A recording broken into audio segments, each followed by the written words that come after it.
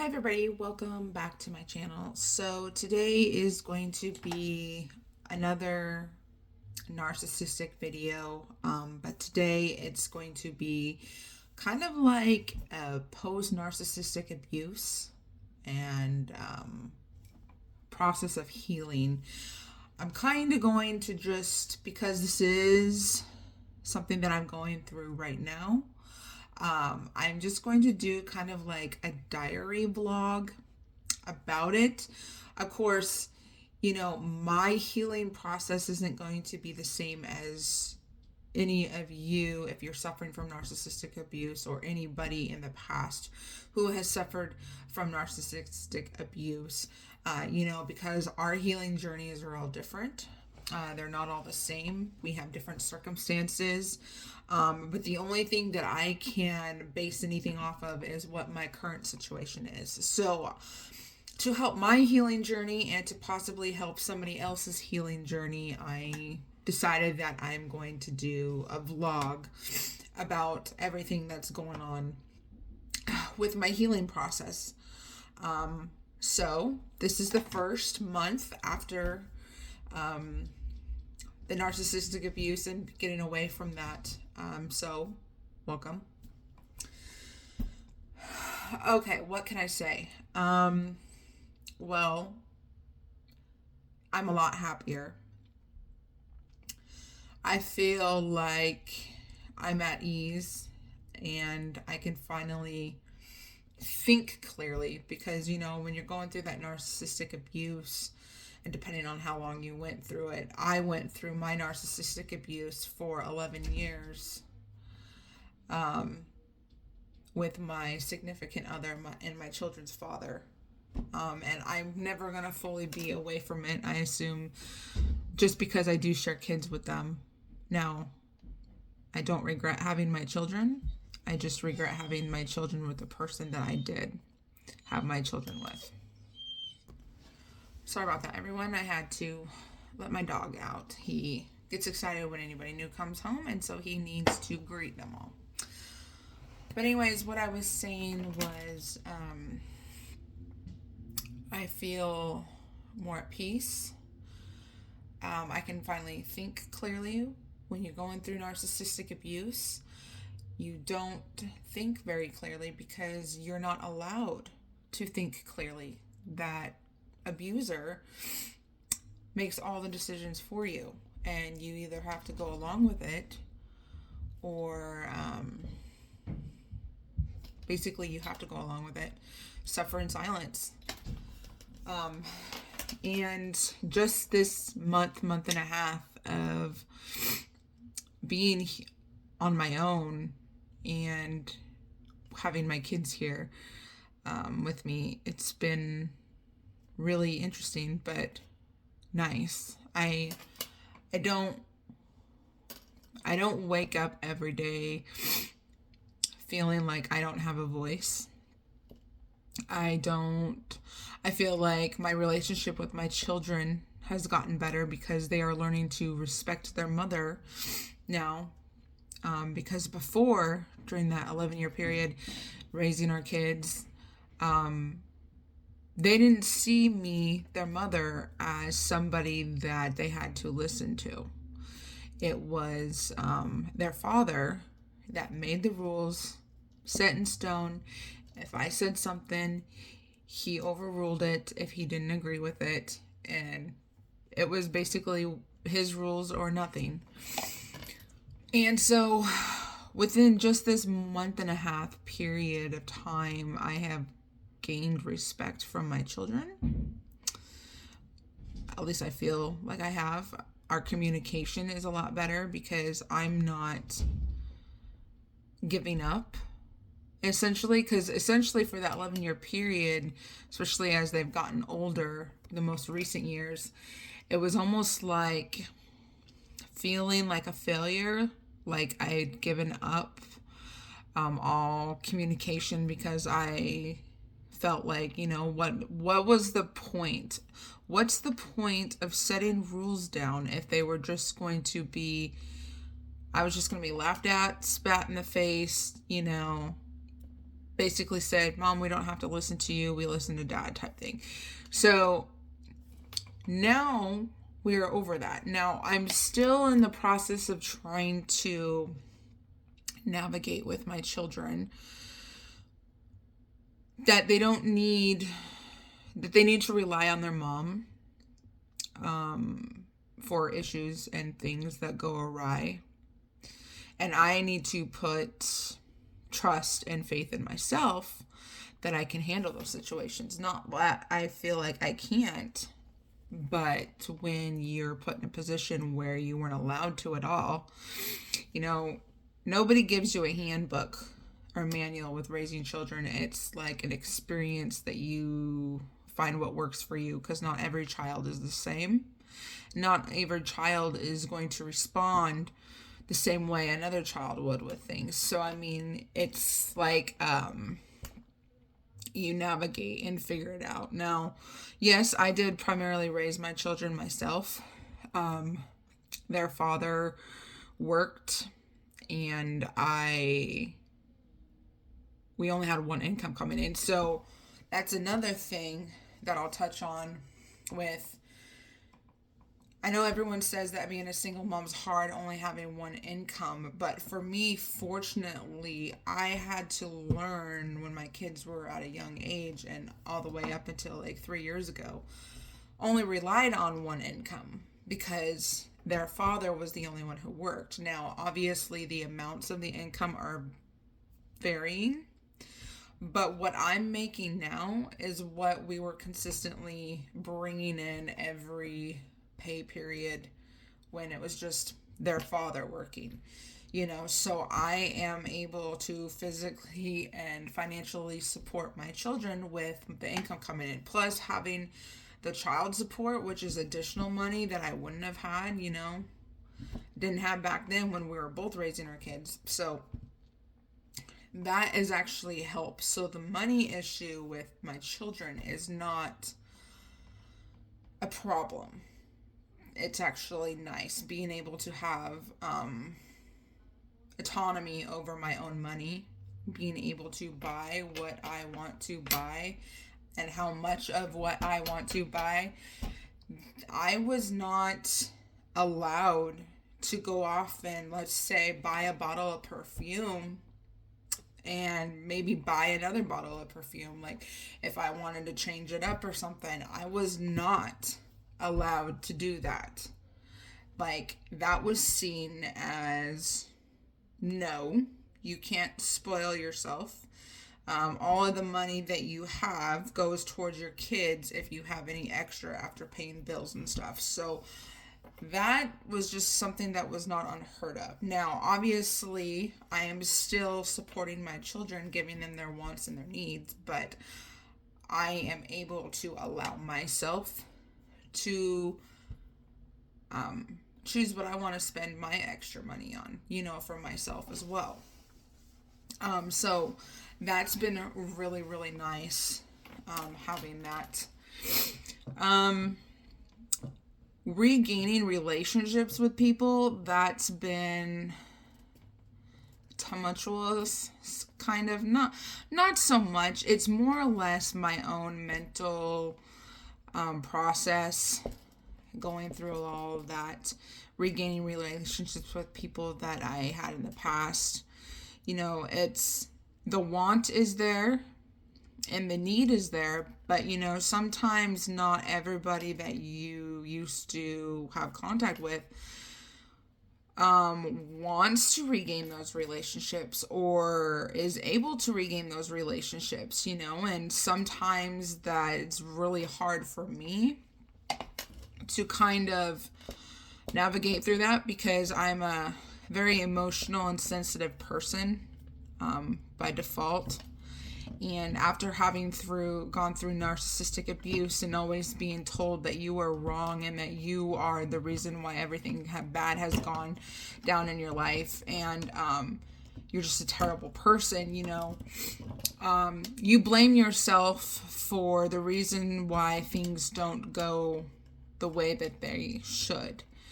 You blame yourself for, maybe relationships aren't really hitting it off the way that you would like them to. And so because you are still getting out of that narcissistic abuse, you're internalizing that. And you're like, you know what, maybe there's something wrong with me. Maybe I haven't fully healed myself to the point where I can deal with these relationships. And that's the hardest part for me, is trying to not internalize anymore that I am the problem. You know, sometimes things just happen, and, you know, you can't just come into somebody's life out of the blue or just come back, you know, and expect that things are going to be different. Like, everybody's going to just make time for you just because you're back. And that's something that I've had to adjust to. It's not that I expect it. It's just that for 10 years, 10, 11 years, not having that support system and not having those people close by where I can connect with and, you know, I get to know better as we've gotten older. It's really hard when you're trying to want to do that. And some people are just not as receptive as you are. It's not that they don't like you. It's just that maybe they have a lot going on in their life, you know, and they can't devote that time to you. And I completely understand that. You know, I grasp that concept, and I have a lot of mental mind games that I play with myself, and I'm just trying not to get into my head and not to internalize that I'm the problem. After, you know, it's just hard when you've heard it for so many years that you are the problem, that, you know, people don't want to be around you because the way you act or the way that you talk or the person that you are. You know, it's really hard to not blame yourself and feel like, oh, okay, well, this person doesn't want to make time for me because of me. And it's a struggle that I'm having, and I'm trying to get over that and overcome that and not let myself get into my head. So I think that's one of the biggest issues that I have with this post-healing, is just trying to regain my relationships with people and not get myself too worked up if it doesn't happen immediately, you know. I really like the new job that I'm working at. It really helps when you have a really good support system at your job, and everyone's very, very supportive of you and your situation. I have family nearby. I do have to say, though, that it has been a little bit overwhelming since moving back, in the sense that I don't feel like I have alone time anymore, or not so much alone time, because you know what, there's certain individuals that I would love to just be around like all the time. It's not what you're doing, it's who you're doing stuff with and everything. But I haven't really had a break to myself since moving here. The day that I moved here, I had a family member move in with me with their kids, my sister, and we've been living together, and it's really nice. I love being able to spend time with my sister and getting to know her kids and helping to raise them. One of them is a toddler, the other one is in middle school. So there's a huge age gap, and then my kids fit in the middle between that. So there's a bunch of different age groups that are always around. And then plus having a dog, you know, my life is never boring, I will tell you that. Post-healing, it's never boring. I always got something going on. And then, you know, being away from your family, for so many years, everybody wants you to spend time with them. Everybody wants you to hang out with them and do things with them. And then I'm in the process of like, okay, well, what about what I want to do? You know, what about the things that I want to go to and go see? Maybe I'm feeling overwhelmed and I don't want to be around these people right now. Maybe it's nothing against them. It's just that I've spent all my time with them. It's like, maybe I want to spend time with other people. maybe I want to spend time with people that aren't connected to the situation, so I don't have to remember and focus on the stuff and the trauma that I went through. I can just focus on being happy and finding myself again, figuring out who I am, that type of thing. I haven't really gotten a chance to do that, and it's kind of been a little bit overwhelming for me. I'm kind of like going through the motions of all of that. But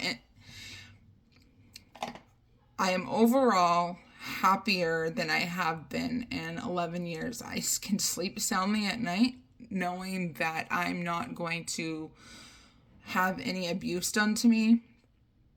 I can sleep soundly knowing that I have my kids with me and that they are safe, and I don't have to worry about that. I've had the best sleep that I've had in 11 years.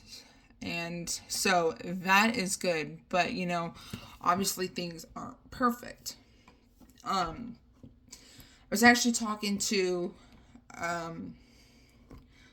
someone real close to me not that long ago about the story of Job in the Bible. Kind of relates a little bit to my situation, and I guess you could say it kind of can relate to post-healing with narcissistic abuse. Because for me, I used to, and I'm slowly learning that it's not my fault. And it's not your fault either. You are not to blame for the narcissistic abuse that was done to you, and you're not responsible for it. You didn't cause that. But with the story of Job, it kind of goes to show you that you can't take responsibility and blame yourself that you did something wrong to cause these bad things to happen to you. Because you know what? If you know the story of Job, you know that he was an upstanding guy. One of the most upstanding godly men that the Bible even talks about. He had a very, very close relationship with God. And as the story goes, the devil told God that, the only reason why Job is a good and faithful servant to you is because you've always blessed him and he's never had anything bad happen to him. The devil said, just wait until bad things start happening to him. He will blame you and he will go astray. Well, so God decided to try and prove the devil wrong. Be like, no, Job, I know Job. We have a close relationship. He is my dear and faithful servant. I know how he is. He will continue to have that close relationship with me regardless of what happens in his life. So sure enough, God said, you can do what you want with Job. He told the devil, you can do what you want with him, but you cannot kill him. You cannot harm him, do anything to him physically. Sorry about that. I got interrupted. But anyways, so the story of Job, God says to Satan, you can do whatever you want with him, just do not touch him or hurt him. Okay, so and if you follow along and you know the story, you know all of the bad inflicted stuff that happened to him. His children died. He had all of his, and he was a very wealthy person. God really blessed him, throughout his life and rewarded him for his service to God and the type of man that he was. But when Satan was allowed to do stuff to him, stole all of his cattle, all of his land, died off, all of his children and servants killed off, his wife, I want to say towards the end of the story, I think his wife did die. I can't remember if he did or not. or she did or not. But I do know at the end of the story, towards the end of the story, Job's wife was trying to convince Job that, you know what, you just need to curse God for everything, because Job didn't do that. Job stayed faithful to the Lord, and he didn't let any of those bad stuff waver his faith in the Lord or anything. There were a couple of times where Job definitely cried out to God and asked God, why is this happening to me? I've done nothing but been a good and faithful servant to you all my life. And why is this all of a sudden happening? And, you know, of course, God doesn't always tell us the reason why he allows certain things to happen to us. But he always rewards our good behavior in return for keeping close to him, you know, and not wavering our faith. And sure enough, you know, Job proved Satan wrong. God proved Satan wrong, as he always does. And Job never faltered. And the Lord rewarded him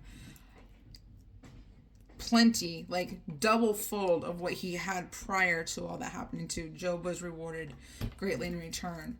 And I believe he was blessed with more children, but I don't remember the specifics. But that whole entire story just reminds me of like going through narcissistic abuse, how, you know, you can't blame yourself for the reason why you went through those horrible things, because of the fact that, you know what, sometimes things just happen. Some things, you can go through some very traumatic things and it just happens, and it doesn't mean that you deserved it. It doesn't mean that you did anything to cause it. It just means that it's a lesson. It more or less, it's a lesson to teach you about things. I know that before this happened to me, I was very naive with love. I had this skewed version of love in my head that's what I thought love was, and boy was I wrong. I was vulnerable because I was going through abuse from when I was a child. So I was vulnerable to the things that my kid's dad was telling me and doing to me. I was vulnerable to that and susceptible to that. And through all of this abuse, as horrible as it is, and as much as I would not wish it upon anybody to go through what I did, it did teach me a lesson. It did teach me to have my eyes open. It taught me discernment, to be able to decipher and intuitively know when somebody what signs to look out for narcissistic abuse, you know, and what stuff is okay and what stuff is not okay, you know, and what not to put up with. Like, I know that I'm a stronger person now after having gone through all that. I know that there's literally nothing that anybody can do to me that's going to pull the wool over my eyes. You know, my BS radar goes off all the time, calling people out on stuff. You know, I'm not able to fall for things anymore like I did. I'm not easily drawn astray. You know, I feel like I'm a lot stronger of a person than I was before, and I wouldn't have been like that if I hadn't have gone through all of the stuff that I did. So no, I would not wish to go back and go through all that again, but I can see the silver lining in everything, that it taught me to be stronger, and I can be an example to my girls. I have 2 daughters. I can be an example to them and any future kids that I may have. You know, teach them what signs to look for, what not to do, be stronger than what I was at that age, you know, and I see that as a blessing that I can do that for my children, you know. And you can see narcissistic abuse from a female too. And if I ever have any more kids and I end up having a son, I will show him the signs to what to look for in like a female. I mean, yeah, granted, I didn't endure female narcissistic abuse, but the same concepts are the same, you know. And I feel like I have all of those tools to be able to teach my children what to watch out for and how to help themselves and stay clear away. Now, As we all know, children go through rebellious stages. I did. Everybody in my family warned me to stay away from my children's dad, but did I listen? No. I was going through a rebellious stage where I was blaming everyone in my family. I thought they were the ones controlling me, and part of them were. But the other part that were also telling me to stay away from him, I just didn't want to listen because I was overwhelmed, and I thought I knew better. I thought I knew him better. Boy, was I wrong. But anyways, so with my journey of healing, I've come to realize so far that it wasn't my fault. I didn't do anything to deserve that. I am a lot stronger now. I can actually be present mentally and emotionally here for my children when I wasn't able to before getting out of this abuse. I feel a lot safer. I've had better rest, and I do know that this too shall pass, this mental and emotional mind games that I keep playing with myself. I know that I am eventually going to get past that and work on that, and as time goes on, these relationships with people that I'm trying to build and form, I know that they will happen, and I know that they will get better. It's just me getting out of my head and giving people time,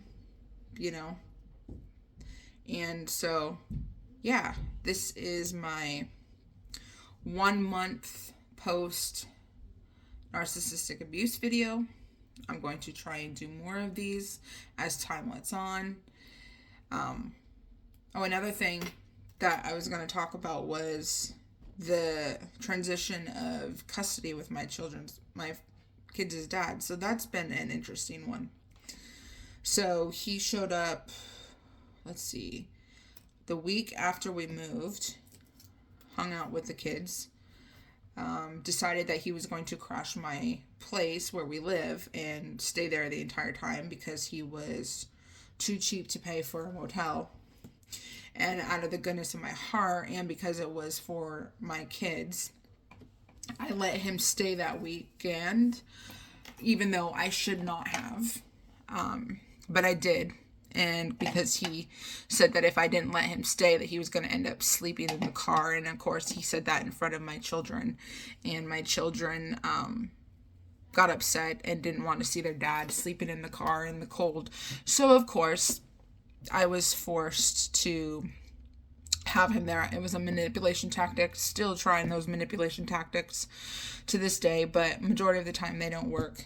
Only in that one instance has it done. The next weekend, he decided that he was going to come into town again because he still lives out of state. He probably always will. I don't foresee him moving here, and if he does, God help us all. But he decided he was going to come get a motel. Well, he got a motel and decided that he wasn't going to take my children, his daughters, out to do anything fun. I think he fed them one time and then stayed in the motel and hotel with them the entire time and slept. My youngest daughter slept so much she said that her eyes were hurting her. Dad never planned anything with them. My oldest was in the motel the entire time playing on her video games that she had brought and wasn't even with their dad for 24 hours before he decided to drop them off on Saturday night. And he was supposed to have them until Sunday afternoon. Dropped them off Saturday night at around 7. Didn't feed them dinner. Didn't do any of that. My youngest daughter comes in the house bawling her eyes out because she was so bored and she was so upset. My children weren't allowed. I was blindsided by this. It was a good thing that I was home. But because if I would have had plans and been with somebody, I don't know what would have happened. But my daughters were not allowed to tell me and give me forewarning that they were coming. My ex would not allow them to speak with me and tell me what was going on. He actually took away her phone to prevent her from contacting me. And then when she got back, that's when I knew something was off. And I gave her a hug, and that's when the tears started coming out. She lost it. And that's when I found out what was going on. And I guess apparently their father point blankly told them that he wasn't going to see them for 5 weeks. He wasn't going to come visit or anything like that. And doesn't really talk to them, doesn't really call them. Yeah, he'll play video games with them online every once in a while, but it's not a phone call. It's not hearing their dad's voice. It's not their dad taking an interest in what they did at school. He's not having conversations asking them about stuff that's going on. They're just talking about the game. It's not an interaction, you know? It's not something that they could do together. And I wouldn't care so much about what he plans on doing with the girls, except for the fact that it hurts my kids. That's where I get emotional. It hurts my kids, and that's the thing that I'm trying to figure out and navigate with this whole like situation. Not only am I trying to navigate healing from this narcissistic abuse from him and trying to keep myself away from him, but then at the same time, when he's here visiting our kids, I'm having to step in and try to be that person that pushes him to want to hang out with his kids. It's just like, I shouldn't have to motivate you to want to hang out and plan stuff out with your kids. That should be something that you want to do on your own. But the only reason why I do it is so my kids aren't hurt, aren't coming home crying, coming home a day early from hanging out with their dad. Now, after that whole entire scenario, 2-3 weeks went by where the girls didn't see their dad. He didn't make an attempt to call them. I stopped reminding them, giving them suggestions on what they should do, what they should call him. I stopped doing that after his behaviors. I'm not going to help him out or do him anything if he literally is choosing not to interact with his children. You know, that's something that, as hard as it is as a mom for me to accept that, accept and watch my kids go through that, it's something they have to do, because the fact that they have to learn and realize the type of person their father is. Like, that all of that abuse has not stopped just because we moved away, you know. He's still doing it, but instead of implementing the abuse on me, he's implementing it on my children, and that's the thing that I have the hardest part with dealing through all of this healing, is I'm trying to not react, but it's very, very difficult. Supposedly, he is coming into town for Thanksgiving. Have no idea. Plans on crashing my place. Already making demands of what I should have and what I shouldn't have. So that's fun. I don't even feel like I want to have dinner at my house. I want to go out. And I don't want to have to deal with him. I don't want to interact with him. So he can have Thanksgiving dinner with his kids. That is fine. But I am not going to hang out with him. I don't want to. And my family has stuff that's planned. And of course, he's not telling me how long he plans on staying. So there's that. So that's just something that I'll have to navigate through and work through. That's just one of my biggest stressors right now. But overall, I'd have to say things are very, very good. I can't complain. Just the small little hiccups and annoyances and healing that I still have to do on my own part. I mean, after all, I went through that for 11 years. There's a lot of healing that needs to be done, and it's not going to be done overnight, you know. So yeah, if you like my channel and you like this video and you want to learn more about narcissistic abuse, check out my other videos that I did regarding narcissistic abuse, and hit the bell button so you can continue watching more videos about narcissistic abuse and the healing process. Like I said again in the beginning, not everybody's story and healing process is going to be the same, but there's a lot of similarities. Just because the specifics are different doesn't mean the whole concept and the healing process is completely different. But as always, I hope you all stay beautiful. You all have a wonderful rest of your week and a wonderful holiday season. I love you, and we will talk to you later. Bye.